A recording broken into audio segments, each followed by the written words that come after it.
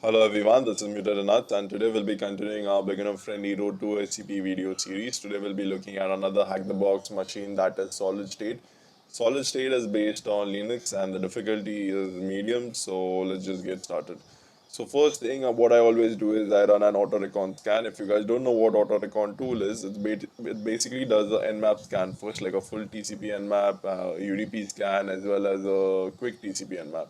So based on the ports open over there on the nmap results, it's going to do additional scans on them, like few nmap scans or additional ports and services scan, and it will give you the result. Okay, so if it finds port 445 open, so it's gonna go and check for additional enumeration over there.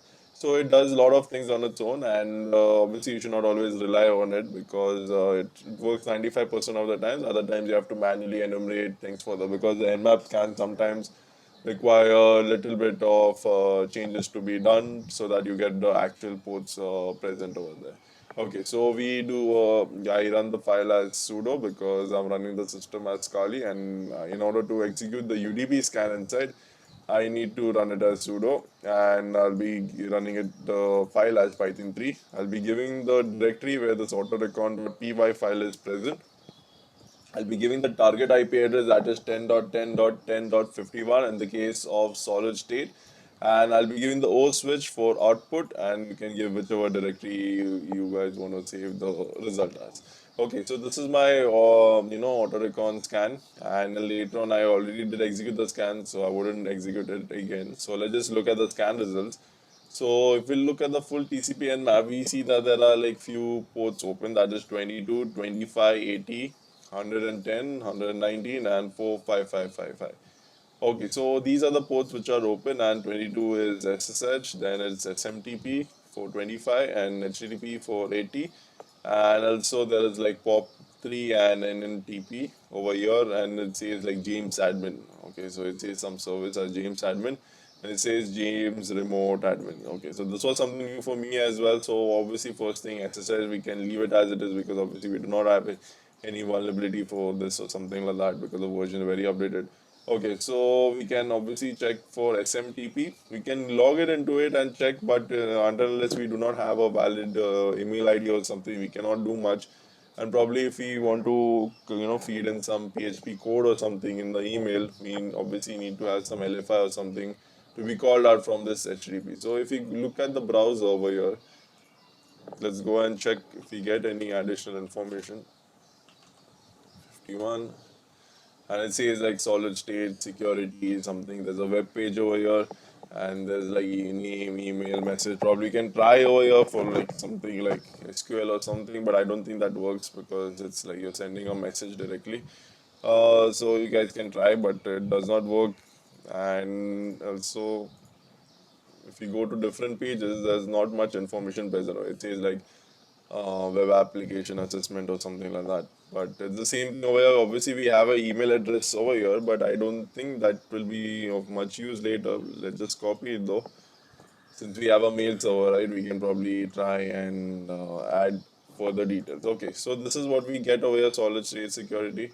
And if we, then obviously I run a GoBuster scan. Okay, so I did run a GoBuster scan. So first I located the common txt because this is what I always do. Locate the common txt, run it first without the extensions, then after the, by giving the extensions. So if you guys don't know what GoBuster is, so GoBuster is basically, it's gonna scan the directories over here. So it will just check, it will take a word list, suppose this common txt file, which we just found, and it will, all the entries present, it has like around 4,000 plus entries. So all the entries, it will check one by one over here. Suppose like entry 1, or something like test 2, or something like www or dev. It's gonna take folders over here, so we have to obviously mention the IP address and path over here. Let's just see how we do that. So we have to give the directory switch, then we have to give U for URL, so that is HTTP 51, and then later on, yeah, that's it. So obviously it's gonna check for directories over here after the slash. So same thing over here as we just saw. So we're gonna check for that, and we can give the word list, that is common txt, and we can obviously output it to any file we want, like so GoBuster or something like that. So I don't want to run the scan again because it takes some time. So this is how it looks like once we run the scan. And if we look at the scan results over here, we see that I already did run the scan. So we see that we get multiple things present over here. Okay, about HTML. I think about is present over here itself. You look over here, about us, the same HTML file which we saw, and we go to assets. Then we get like a directory listing, and if you see, I tried to enumerate things and to find things, but obviously there are like CSS files, so it wouldn't be that useful. So I did not go further, like try to waste much time over here. Okay, so we can go over there and check, and then there are images there also. If you check, there's nothing much. You can check for license, readme, but no such information present over there as well. Okay, so I did not find anything on port 80 as well. So coming back to another port, okay, so it says like POP3. So, but before that, obviously there's something like James admin over here, which seems to be really different. So the first thing, and we have a version number as well over here, that is 2.3.2. Okay, so what I'll do is I'll just quickly go and check for search exploit. James admin 2.3.2. Okay, it did not give us any result for some reason. Remote admin. Okay, let's just try James admin for now. No result. James. Okay. Okay, so this is what we get over here, obviously, because it was running a James Apache server, I guess. I'm not sure. Yeah. So that's why we just tried with James. If we did not get anything with admin or this version, we tried with James. So it says like Apache James server, and there's like a remote command execution vulnerability. Obviously, this denial of service is not very useful for us because we do not have to do anything. And over here, it's Metasploit, so we just want to avoid this. And this is something different like webcam publisher or something. So this is what we'll be looking for. But we'll look at this exploit, but maybe we'll look at it later. So we'll just search exploit, and okay, we'll do that later. Since I just want to show how do we exploit this box without using this particular exploit for now. Okay, so we see this particular exploit. Okay, I know the first thing is obviously go and check over here because it says remote command execution, but there are multiple clause over there. Okay, so it only works if some user login. So we'll look into it later, but first just ignore this exploit for now, and we'll be looking at another port, because if I use this exploit first, I would not be able to show the other way you can do this box, because this exploit will execute that thing every now and then. Okay, so now let's just look at the other port which we see, that is POP3. Okay, so one thing is, like, whenever I see a non-standard port, or maybe some ports like this, so 25 port or something like that, you can connect it with telnet, or you use NC as well. Either of them you can use it so that you can connect. Or if you see some non-standard port, like obviously I tried this port on the web browser itself, and it gives you some interesting result if you see.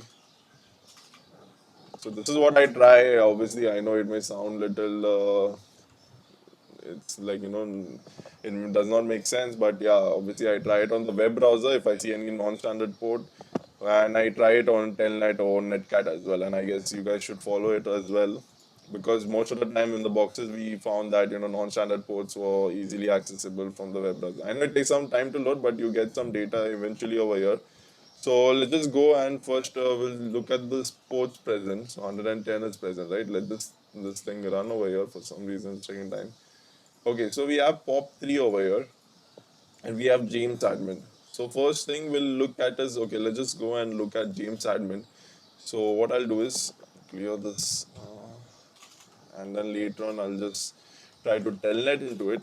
So 10.10.51 and port 455. Okay, that's it. And it says, like, we have James remote administration tool 2.3.2. Okay, and it says like please enter your login and password. So let's enter admin. So it says login failed. So admin password. Okay, obviously it was not the right one. So what I do is just go over here, remote James admin default credentials.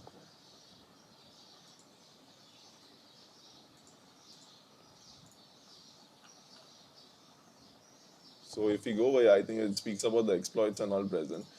But if you look at the James Apache server page, and if we look over here, we come across remote manager configuration, because obviously we are having remote access over here, right? So it says like port 54555 is the same one, I guess, and it says administrator account, okay, and it says account login root password root. So let's just do that and see if we get access. And obviously, best thing is always enter your default passwords. Sometimes they are a bit modified, like based on the box or something, but yeah. And it says like welcome root help for a list of commands. Okay, so we are in over here. The right credentials are root. You can probably add that over here. You can just check.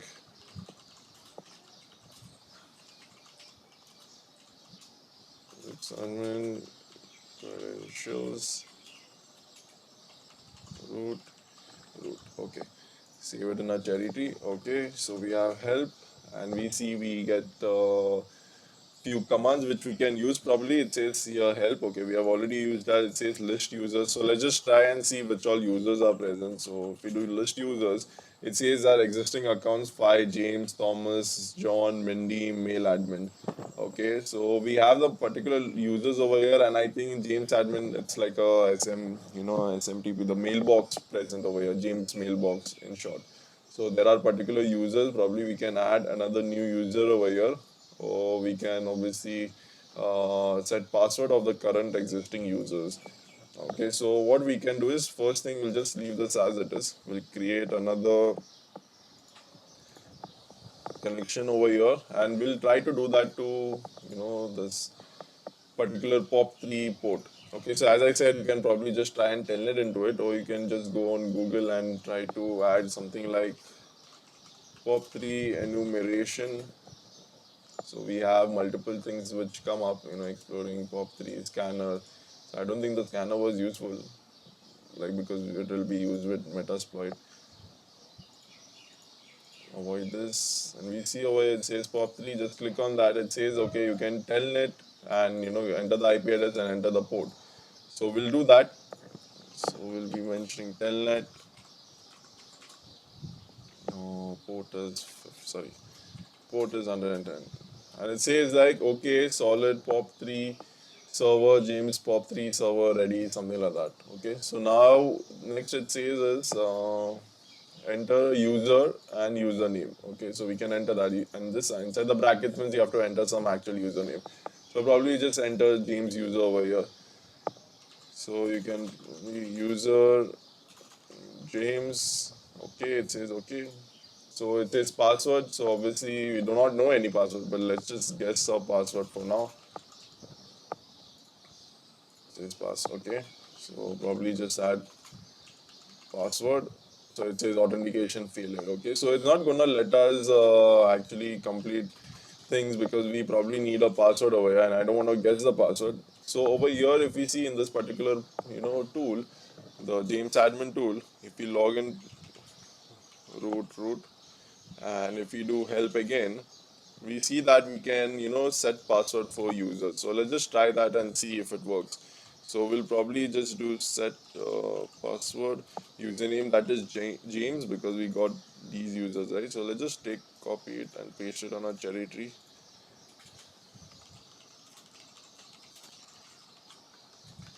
Okay, so we have these particular users over here: James, Thomas, John, Mindy. So let's just try for James for now. We can enter James and we can enter password. That's as simple as that. And we do okay. It says like, okay, unknown command. It's my bad. So set password, James, password. It says password for James reset. So let's just try this now over here. We'll do user James, same thing. It says okay. We'll enter the pass and we'll enter password again. And it says okay, welcome James as well. So probably we'll just, since this is a mailbox, obviously first thing is we'll try to read something if we have some information or mails present. So it says over here to log in, okay, and then it says list. So let's just use the list command to list messages, mention the what it's going to do as well. So we'll just probably just enter list, and it says okay. So I don't think we have any mailbox over here. We are unfortunate to do that. Like, we do not have anything. So I don't think the user James was interesting. So we can just quit it. and enter again. We can try another thing for user Thomas over here. So we can probably enter set password Thomas, and we'll enter password again, same password for him, and it says password for Thomas reset. So let's just try Thomas password. Okay, we are over here. We'll do list, and we do not have any mail over here as well. Okay, so we'll tell it again. We'll try and check for set password for another user, that is John over here, and we'll enter the password as password itself, or probably John. And then later on we'll do the same thing, user John password. We are over here inside, we'll do list, and it says that we have one particular email present over here. Okay, if we saw earlier, we did not have anything. It says 0000, and it did not show, but we have this new entry over. It says 1 and 743.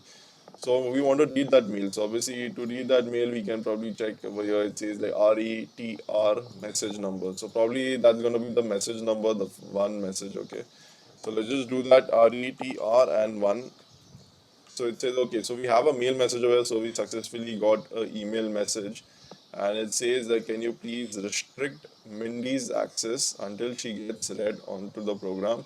Also make sure that you send her a temporary password to log in to our accounts. So this is sent from delivered to John, and it's received from, okay, sorry.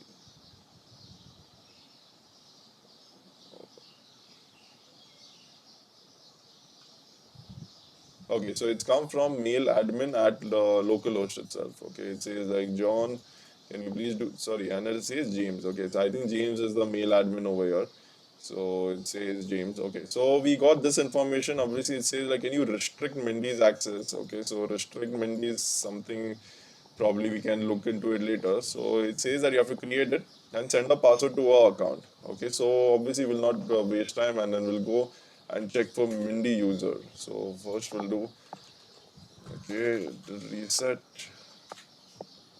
We'll enter root again, and then later on now obviously we have Mindy user as well. If we do list users, we have Mindy over here. So we'll just set password for Mindy as password. So password has been reset. So we'll enter user Mindy password, and we'll do list. And we see that we have two emails over here as user Mindy. Okay, so these two emails are present. I had mentioned the count over here, and I think it mentioned the total size of the emails. Obviously, if you add 836 and 1109, it's gonna give you this value. So this is what it is. Okay, so we'll do RETR and 1 to read the first message. It says like, dear Mindy, and it says welcome to SolidState, and something, welcome to the team or something. Not much useful information over here, but it says like, hey, welcome to our team. So we'll probably just do RETR2 now, and if we see, it says like, hey, dear Mindy, here are your SSH credentials to access the system. Remember to reset your password after your first login. And your access is restricted at the moment. Feel free to ask your supervisor to, to add any command into your path. Okay. So in short, we have the user Mindy and we have the password as well. So we'll just take, copy and paste it.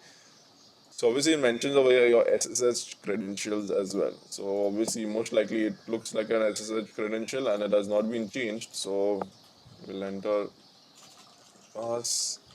So we got the password for user Mindy over here. Okay, so now what we'll do is, first thing, obviously take this password and connect to the SSH connection and see if we get something. So probably just enter SSH and we'll enter Mindy at 10.10.10.51. So it takes some time to load. It asks for a password. I'll paste the same password which we found over here, and we are already in the system over here as Mindy, user Mindy. So if we do who am I, so it says r bash who am I command not found. Okay, let's just do lsla. So it looks like we are in the home directory over here of Mindy, and we obviously can very well read the flag because we are over here as Mindy user. So we can read this user text because we fall into this particular category over here, that is read write. We do not have execute, but we belong to Mindy. Okay. So first thing, obviously, we can just go back and check, but then we are not able to do that because we are in a restricted bash over here. Say it's restricted. So that means the access is restricted at the moment. So that means we cannot do anything apart from, I think we can cat the file, that's it, the user txt file. Okay. Okay, so we can do that and that's it.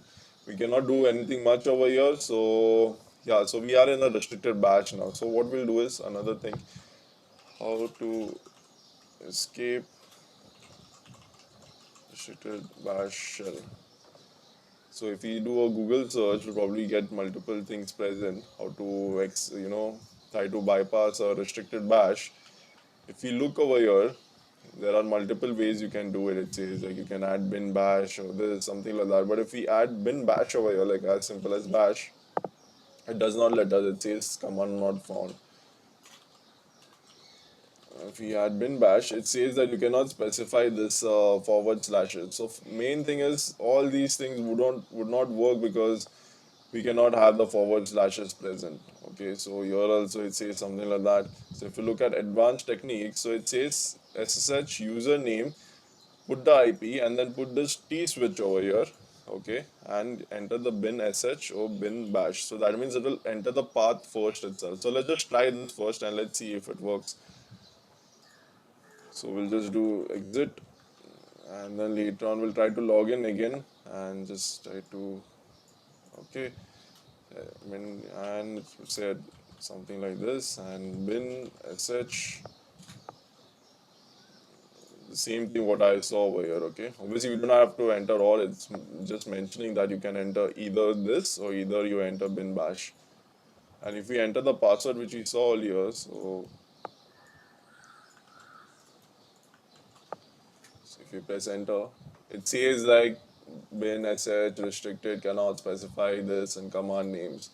Okay, so we cannot do that as well. So let's just try bash for now and see, but probably that also does not work. I'll paste the password and it says the same thing again. And if we try only bash over here and if we paste the password and we already have a proper, bash shell over here. So if you see, who am I? So now we are as Mindy. So now we can probably execute commands and we can go back, we can read this. Okay, so that means we have escaped the bash shell successfully. Okay, so what I'll do is I'll just exit it for now. We're gonna show another thing. That is one way of exiting. Another way is, which I had used, was this bash no profile. So we can just do this bash and it says like no profile. I think there's a space in between. Okay, there's a space over here. Okay, so let's do this and see if we escape the shell restricted bash and we do escape. And if we see, we can enter commands over here as Mindy as well. Okay, so this is how we escape that bash shell, and probably I think it will be useful because in order to escape shells, restricted shells, so we can probably try for all these things in SSH. Okay, so obviously we can go and read a user text file over here, and for now I'll just try to quit this and I'll try to look at that James admin exploit. So we'll be looking at the other way to get inside the box, then we'll look at privilege escalation. So I'll just do exit. Okay, so I don't think I need this anymore. Close this, cd exploit. I will be using exploit James.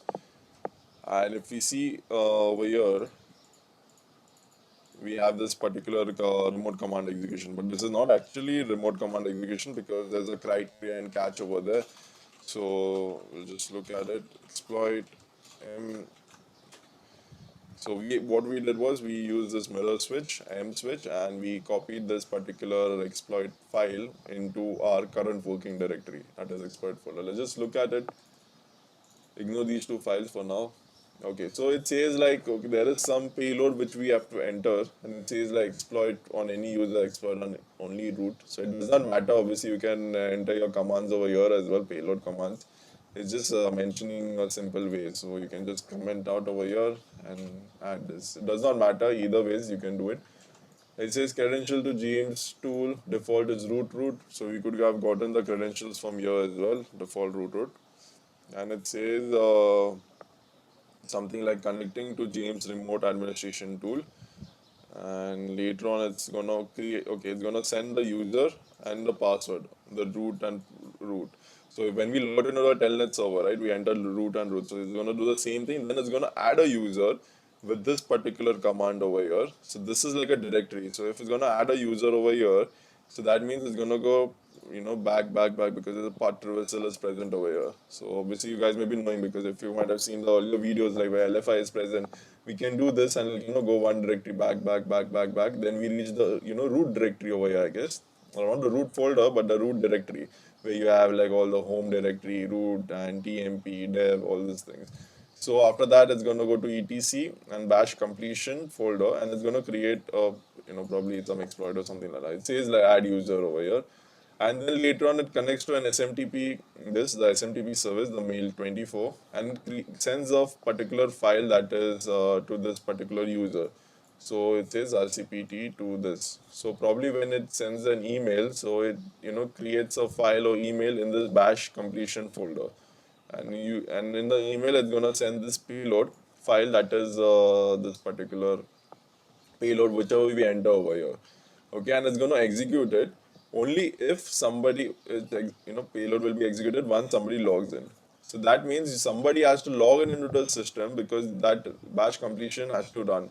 So the files inside it would run. So in short, whatever payload we enter over here, okay, so that's going to be saved in this particular directory over here, okay, because we are sending one email with this particular payload.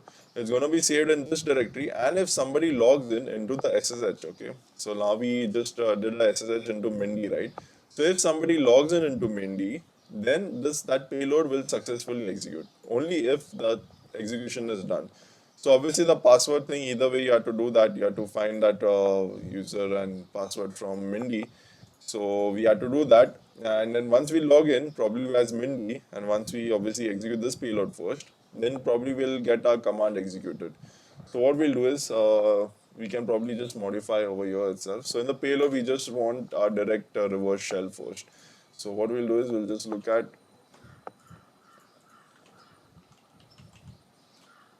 Pentest monkey. We'll go and check out his reverse shell. Okay, take that, paste it over here, because otherwise you have to modify it. I think we're gonna paste it over there itself, because you're over here. Okay, paste it over here, and I'll just enter 10.14.28 4444. Okay, so this is my particular target machine's IP address, and this is the particular port number which I want to listen to. Okay, so this exploit is done. So what we'll do is we'll just try and run the exploit first. So obviously we'll do LSLA. We can very well execute it. So we'll do Python and 35513 py. Okay, it mentions like you have to enter the IP address obviously, or you can mention port as well. So I just want to show you all that this particular exploit does not directly work. So I'll just do nc nvlp and port 4444, and I'll just run the exploit, and with the IP address that is 10.10.10.51. So I'll just run this, and I'll just want to show that actually this is not a remote command execution fully. Obviously it creates some file, but it will execute only if somebody logs in into the system. So this is how it is going to actually work. Okay, so let's just try and see. It says connecting, creating user, connecting to James, sending payload, done. Payload will be executed once somebody logs in. Obviously that's the same print scene over here in the end. Okay, so now we did not get anything over here, right, in NC. So now I'll just show you all. We'll try to log in as user Mindy again, but obviously now we'll not do this restricted batch profile, because we'll just see what happens. We'll just try and log in as Mindy, and we'll just take the password over here, paste it, and it say and actually loaded something, and the content of the email, which email we sent, right? The script actually sent to this bash completion and everything. So everything is found over here. Ensure that bash completion, whatever files are present, it runs when a user is logged in the system. So when you log in through SSH, this particular file, the exploit which we had sent, it's gonna run. It's gonna read and run. So that's why the payload which we sent over there, as this particular this payload which we sent, that got executed and we got our reverse shell over here. If you do a match, so this is a proper shell, obviously we can go back and everything. So this is like a restricted, we come out of a restricted shell in short. So that was the whole thing the payload was doing. It was getting out, getting us out of the restricted shell. Okay, so if you see over here, it says like r bash not found, and then later on we find this message over here and execute the file present. So that's the email present over there. Okay, so obviously if we close this, if we exit this, it's gonna come back to Mindy over here. Okay, so we can do that, and for now we can just exit maybe and try to log in again with no profile, and we'll ask for password. Let's just paste it. Okay, so we have the shell over here. I prefer the SSH shell over here, otherwise there are few things which we cannot execute. Okay, so we have the SSH shell over here, so let's just do LSLA. We have the user text, obviously we can get it. Then obviously I just check for uname A, just check out the OS architecture, and it says like Debian and i686. So i686 means 32-bit. So let's just add that as well. OS, you can add the entire information or just enter 32-bit for now. Okay, so we have that, and then later on, obviously, I just check for sudo else. That's the first thing I always do, and it says sudo not found. So obviously, sudo is probably not set over here; it's not present. So we cannot do that sudo else. So next thing, what I did was on this box, I tried to manually enumerate things first. Okay, but just let's just try and run a lin enum scan and see if we get anything useful. Okay, so obviously, just try to get Python 3 m HTTP server. So linenum is a script, so obviously you can just go and Google and get it.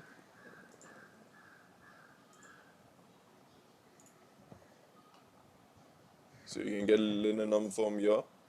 And what linenum is basically doing is it's gonna do a auto enumeration scan. Okay, so it's gonna try to find out things like which files you are able to write, which files you're able to read, the processes, interesting information, any backup file, something like that. So it's gonna show you all those commands. So what we'll do is we'll go to our dev shm folder, because it is like it's better to work over there instead of the home folder or something. So go to this dev shm folder and try to wget is present, right? Yes, wget is present. So we are using the tool wget to get a file. So this is our target machine. Okay, this is the solid state box, and this is our attack machine over here. So we are hosting this Python HTTP server. Okay, so we are hosting a HTTP server, so we are trying to get a file that is lin so that file is this. Let's just copy it. Okay, so will be 10.10.14.28. So that is the attack machine's IP address, because we need a request over there to get this file, and port 8000 because port 8000 over here, because we have given 8000 over here. Okay, we need this file, and we do not enter anything for or we can enter a O switch and the directory where you want to save it, like probably like TMP or something. But I want to save it over here itself, so I'll just press this. Press enter. Okay, it's already saved. Okay, so it's already saved, and obviously we have read write permissions over here. We can just change it to read write execute. So chmod and 7 and 4 maybe. So 7 is read write execute all 4. 4 is read, and 4 read for others as well. Okay, so we have this. We do linenum as such, and now we want to execute it. So I'll just close this and close the terminal, and we'll try to execute the linenum.sh file. Okay, and let's see what we get, if we get something.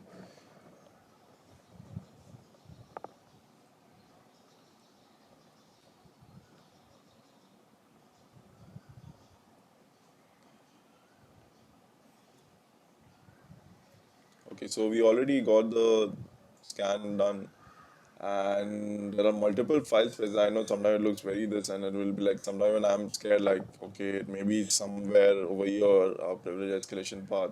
So better look at it properly. So first thing is obviously we go to the start of the scan, and we see that previous users have logged into the system, obviously root and Mindy. Okay, so we can probably just go and check for further things over here. And there's another user which is James. I think his folder also was present in home directory, but there was nothing much useful over there. So that's why you guys can probably go and look over there, because that's the first thing I do. Like after sudo I'll just go and check that other directory, because probably there'll be some user present. So permissions over here, James. So we do not find anything much very useful over here, and it's like cron jobs, daily, hourly, monthly, weekly. So these cron jobs are like basically they're just there, and none of them are recent or something. I don't think, yeah, recent as in like any different names or something like that. So they are like standard cron jobs. If you see over here as well, it says like run parts, daily, monthly, run parts. Okay.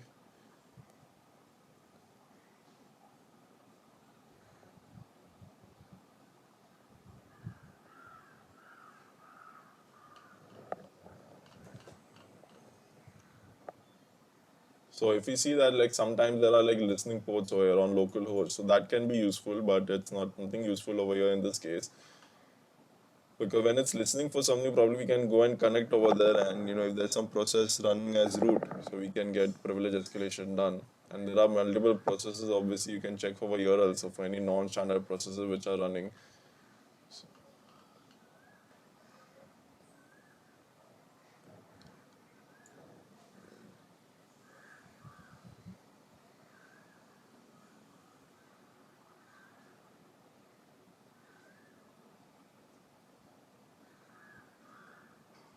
So in SUID files, sometimes there are like privilege escalation methods, because we can run these files as root permission. So you can go on GTFO bins and try to check out over there for any privilege escalation done. So same with SGID, like if we belong to that group, and then later on we can actually try to get root access, like because it will be run as sudo. But there's nothing useful over here, so let's just go down.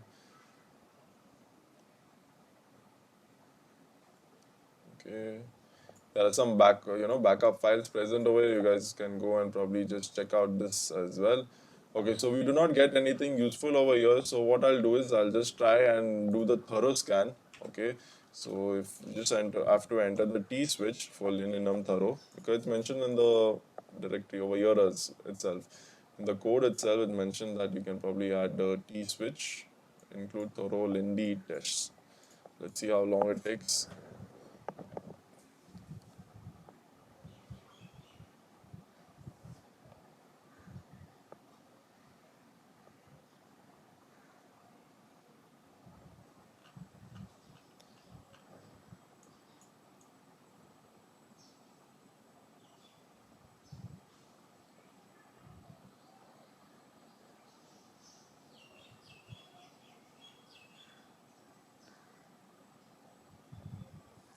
And if we see over here, you guys can probably go and look at the file more. And if you see over here, it says like files not owned by user but writable by group. Okay, so obviously not by group itself, because we do not belong to the root group. We belong to the group others. So, but we have read, write, execute permission on this particular opt.tmp.py file. Actually, I just found this file by manual enumeration, because I always check the opt folder and other folders like backup or something like that. So I just let's just quickly go over there. CD, come to our root directory, go to CD opt, and as you can see, the date also looks like somewhat different, August 22, 2017. And the other dates are like June 18 or something like that. So probably just go over here and check if there is something interesting. Okay, cd opt. And we have this tmp.py file. We can just go and cat it, tmp.py. And it says something like, it's running a Python file, obviously. It's like import OS, import system, try OS system. That means it's going to execute system commands and it's gonna have like TMP. It's gonna delete all the files. So this asterisk means all the files whichever are present inside the TMP directory or folder, it's gonna actually delete it and it's gonna exit. So we have, if this particular is set up with some cron job, we can probably just replace this with a Python code and we can try and run those things. So let's just see if the TMP directory is empty or something like that. Let's go to cd tmp. Okay, so there are like multiple folders which are present over here, but these are very recent. Like it is some time back, I think it has been created or something. So what we can do is obviously it looks like there will be some. See, this is a very high. That since we have read write access and it says that you're doing something. So first thing is obviously you look for a cron job present. I know in the enum scan does not show always the cron jobs which are set. So, but actually there can be a cron job present over here. So obviously this is like part of my this like linenum, linps and running pspy to get any cron job information. If I don't get anything from them, then I'll additionally manually explore more things. Okay, so we have this. We'll do lsla and see. So we have these files present again over here. So if we do date, okay, Monday. Interesting. I don't know why this is mentioned. Because I think these are like hidden files over here, so probably that's why it's not good. But somehow it should have deleted all those files, I guess.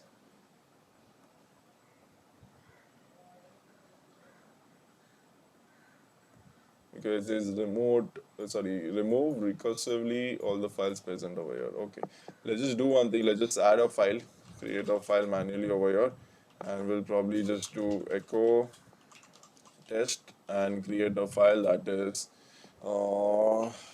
testing, something like that. Okay, we have this file present. Obviously, you can use touch as well, like just touch and probably just add testing. And obviously, it's gonna override the previous file which you created.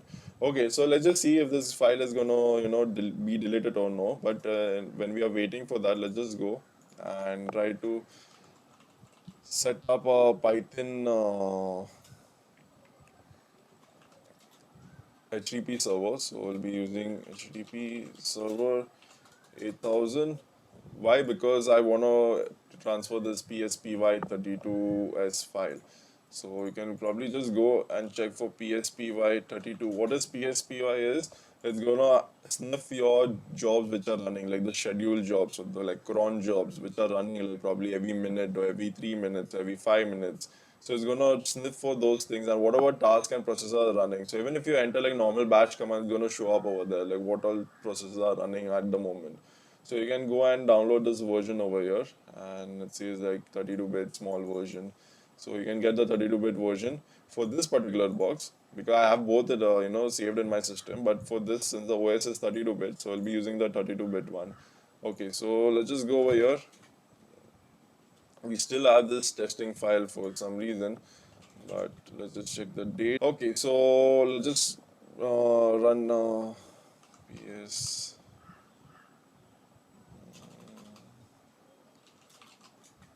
We still have the testing file. Okay, so let's just go to our dev directory. Let's say, and we have the enum sh. Okay, so we'll wget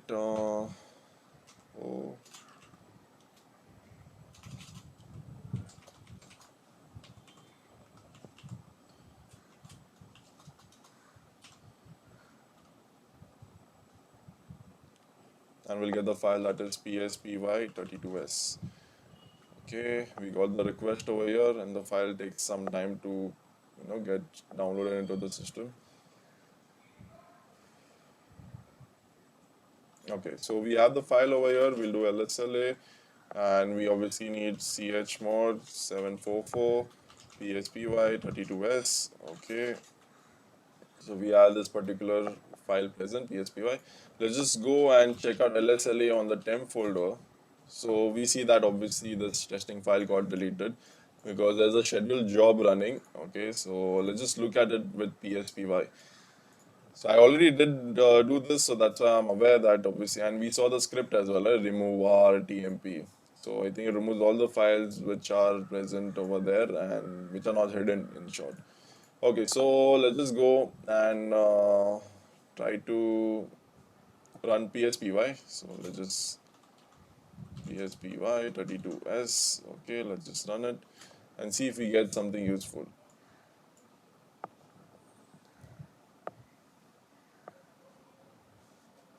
It's taking some time to load, not sure why. Okay, so here is it, and we see that there are multiple processes which are running, like, and this gives the UID as well. So user ID 0 is mainly for root. These are the different user ID for different users, I guess. So you can probably just look into it over here, and it says like bash no profile. We are logged in, right, with no profile, so that it does. SSHD Mindy. Okay, so probably just have to wait for some time, and you have to check if we get something. We have to be patient because sometimes the cron job may have, like, a long this like reset time, so it takes some time to execute.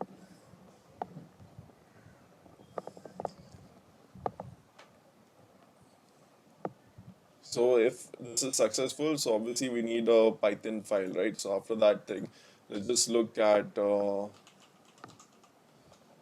test monkey. So probably need a Python file, probably, so that we can execute that Python file and get our reverse shell as root probably.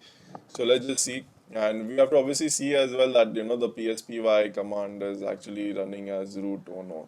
And if we see over here, it says like bin sh, give a command that is Python and run this tmp.py file. And the next thing it does is obviously Python and opt.py, and the next thing it does is obviously it's going to execute that command over there, because the Python script I mentioned, right, ch something. Let's just quit this for now. Okay, so if we go to cd opt t tmp.py, oh sorry, cat opt tmp.py, and it says over here we are obviously running, we have this Python file present. So first thing, obviously it's gonna, there's a cron job present over here, it looks like, because it did cron f, and then later on after that it's like bin sh, and it's running as uid 0. So uid 0 is for root over here. Okay, so uid 0, this is the process ID, obviously just ignore it. And we have a Python file which is, they are executing a Python command that is running this Python file. So this particular file is running, and over here it says like sh-c, that means command. So this is what happening, OS system. So that is Python way of executing shell commands, OS system, and then execute this command. So this is what it's doing, rm this.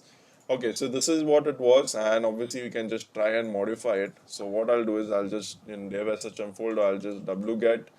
Okay, first I'll create the file, create document, reverse py. Okay, so this looks a bit bad. I'll just remove that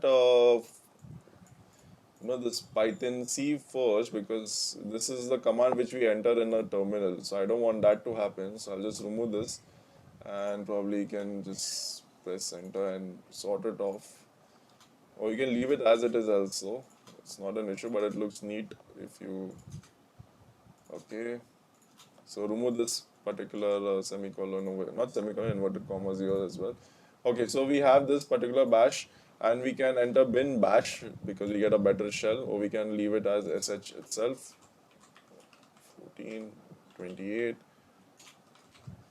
We'll enter the port number as 55555. Okay, and we'll enter the path over here also. So if we do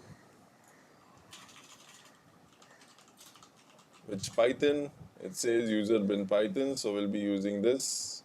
Over here also we can mention this, the entire thing, or we can enter user bin Python, or we'll just enter what is present over here already, just to be safe. But yeah, we can enter this as well, and that's gonna work.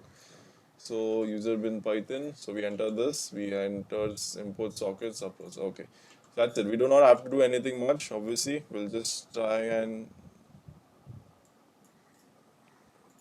chmod the file. So chmod 777 will give all permissions over here, reverse.py. Okay, so that is done. So we basically gave all permission to our newly created reverse py file.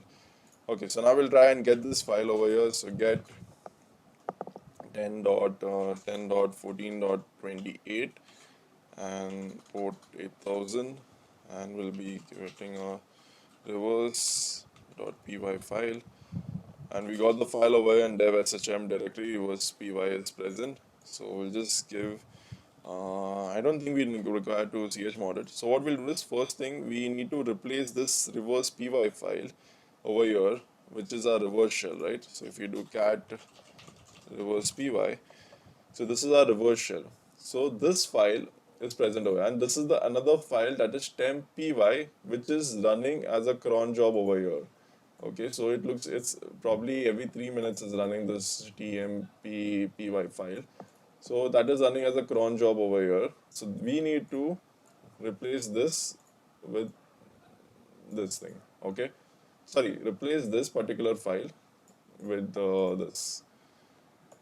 Okay, so what we'll do is, I don't think I require this anymore. Let's just close it, close this as well, and we'll probably set up a netcat listener nvlp on port 5555, because we had entered 5555 over here, right? And if our script also is 555 present. So what we'll do is, first we'll go to this opt folder,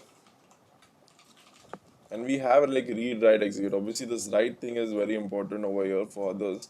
So what we'll do is, we'll just cat the file first, which is present in dev shm, and it's present as reverse py. So we'll cat the file first, and then we'll transfer the contents of the file. So when we do cat, so this is what we are going to get, right? The contents over here. And if we do cat tmppy, so this is the content what which we are going to get. So what we'll do is, cat reverse. Okay, so we'll do cat, and then we'll transfer the contents of this cat file into this tmppy file. Okay, so just enter tmppy, and it's done. So if we do cat now, sorry, not this, my bad, tmppy. So if we see, oops, my bad. So if you see the tmppy file, it is actually modified to user bin python, and as we are speaking, so we already have a shell over here as root. So it's as simple as that, because the process of that cron job was set as uid 0. Okay, so if you do id over here, it says uid 0, so that belongs to root over here. Okay, so that's how we got root access over here. And if we go, we already obviously are in the root directory, and if you can go, you can check out this root txt file as well. Okay, so this was the box, like an initial thing, restricting shell. You can do it from the James admin application, like that remote code execution exploit, or we can probably use that ssh t switch, and we can give the bash or the no profile path and check out things over there. So this was the box, and if you guys like the video, give a thumbs up, and if you guys have any queries, you can drop it in the comments. If you guys have any useful tips for me as well, you can mention that. And yeah, kindly subscribe for more upcoming videos. Okay, thanks a lot.